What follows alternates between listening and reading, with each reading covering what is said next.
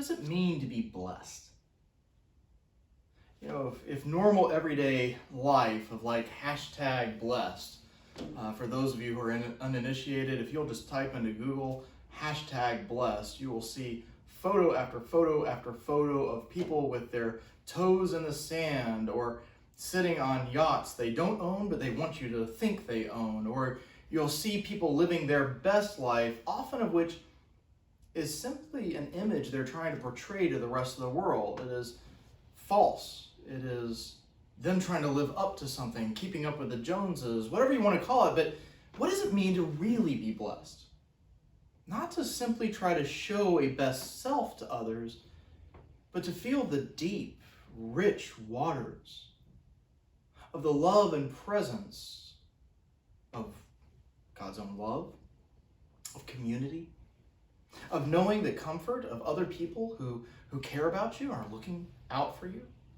What does it mean to be blessed? And I think that's the very center of the Beatitudes themselves.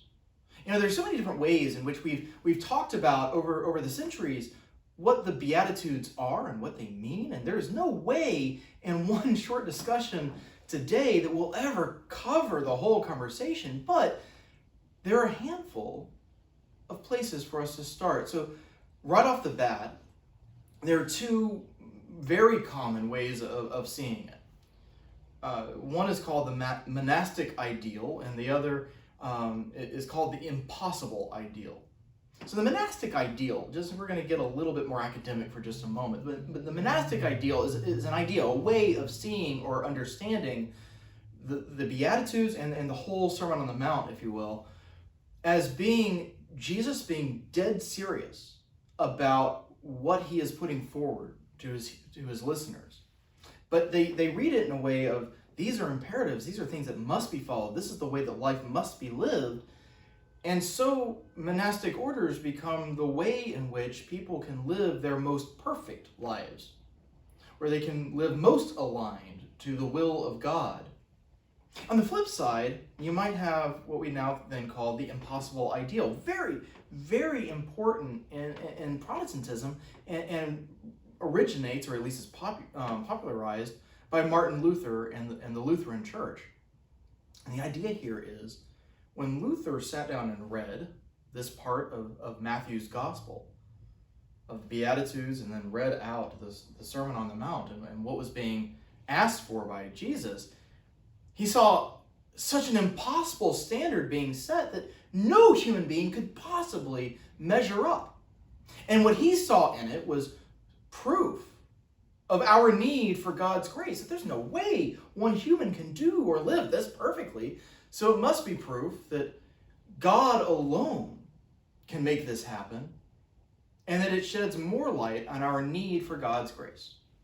So these are two different ways of understanding it. And to be honest, at least for me, I tend to think that neither one is all that helpful to me on a daily basis. So today I want to go back to that original question, what does it mean to be blessed? I guess we could also add to that question, who is the blessing for? So in order to talk about what it means to be blessed, let's start with this other question. So who is it for?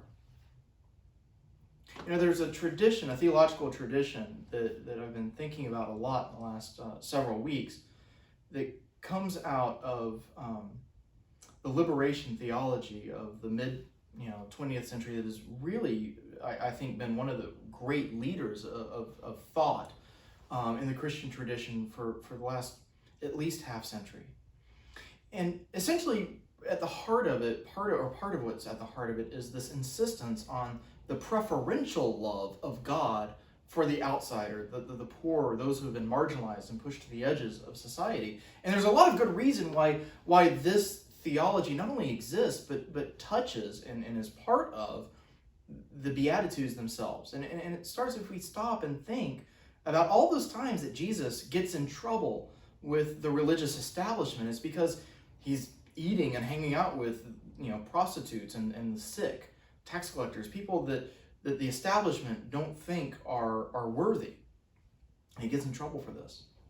We also see in some of the parables we see Jesus naming as the Good Shepherd, that the Good Shepherd will leave behind the 99 to go out and find the one who is lost. We again, in the parable of the 10 talents, we hear of the woman who drops everything, turns over the entire house, flips the house upside down in order to find that one lost coin, and throws a party to celebrate. Over and over again, throughout the New Testament and in Jesus' teachings, we do see this alignment where when we find somebody who's been thrust to the outside, God is seeking to bring back in. But what if you are a person of faith that does not sit on the outside or doesn't typically see themselves as being an outsider? Does that mean that this is not for you? Well, I would argue that the Beatitudes give us an entry point into that. Right off the bat, at the very beginning of the Beatitudes, we hear, "Blessed are those who are poor in spirit." Well, what I love about that is, most days I think that might be me. I can't tell you how many times in my own personal life I've felt that I'm not enough, or that I'm not good enough or righteous enough or perfect enough or any of this. That from a spiritual standpoint, even though I pray and I try to maintain a very healthy spiritual life, I don't feel that I've got it all figured out. And so we talk about this spiritual poverty kind of standpoint, and I find that many of the people that I know, regardless of privilege or position, regardless of ethnicity, regardless of what country they might come from, regardless of sex or gender or any of the other ways that we tend to measure people against each other, regardless of any of that, that first mentioning of blessed are starts with anybody who is coming from a place of feeling spiritually broken down. And there's a promise of good for them. But then the Beatitudes open up for us. And one after another of these statements start to unfold, giving us insight into, blessed are the meek, for they shall inherit the earth. Well, of course the meek are going to inherit the earth. They're going to be the only people left when the rest of us destroy each other. So of course it's going to be left to them. Or think for a moment about, blessed are the pure of heart, for they will see God. Well, in Scripture itself, at least I see in day-to-day life, those who I see as being pure of heart, which I don't see that very often, but when I see people that are pure of heart, like kids often, they see beauty where others fail to. They see love where others fail to. They seek love when others forget to. And when I start to think about when Jesus is preparing to depart and leave his followers, they ask, "Where will we see you?" And he tells them, "Whatever you've done for the least of these, you've done for me." And when we serve, we are seeing, if we have eyes to see, we're seeing the very presence of God in the world. Over and over again, these Beatitudes give us a window, a vision into a world that is so different from our everyday. So what does it mean to be blessed? What does it mean to take part and be a part of the Beatitudes themselves? Well, spoiler alert, in order to be able to talk about that, I have to give you a window into the next couple of weeks. You see, over the next couple of weeks, as we go into this sermon series, we're going to explore what Jesus is really up to in the Sermon on the Mount. Now, the Sermon on the Mount is long and has a lot of pieces, and from a piece of rhetoric, it's actually fairly complicated. There's a lot happening. But at its heart, Jesus gives us a touchstone in our faith. And at the very heart of our faith, at the very heart of practicing our faith, at the very heart of contemplation, of meditation, if we were even to talk about if there was such a thing as Christian mindfulness, and we'll talk about this next week, that touchstone that becomes part of being mindful is love itself.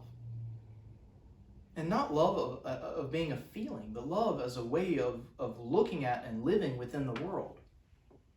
So what does it mean to be blessed? I believe that what it means to be blessed, blessed are, blessed are, blessed are, all these different groups that Jesus is blessing, are not being blessed because they're on the outside. They are being named because together what they are recognizing is a need for or expressions of a kind of love that is so transformative that the entire world could not help but living in a new way of being flipped on its head by being a part of and living in this new way. And so to be blessed is not to get what we wanted out of life. To be blessed is not to have what others do not have. To be blessed does not mean that we won in some zero-sum game against other people. To be blessed is to be invited into a new way of living. To be invited into a place where you get to be a blessing. Friends, as we start this new journey into exploring Jesus turning the entire world upside down by showing us a new way of life, I hope that you will stop and contemplate, get in touch with me right back on just how it is that you see in your own life daily encounters of the Beatitudes at work, of seeing blessing taking place all around you, of how you've been blessed and how you have been invited to be a part of what God is up to in this world.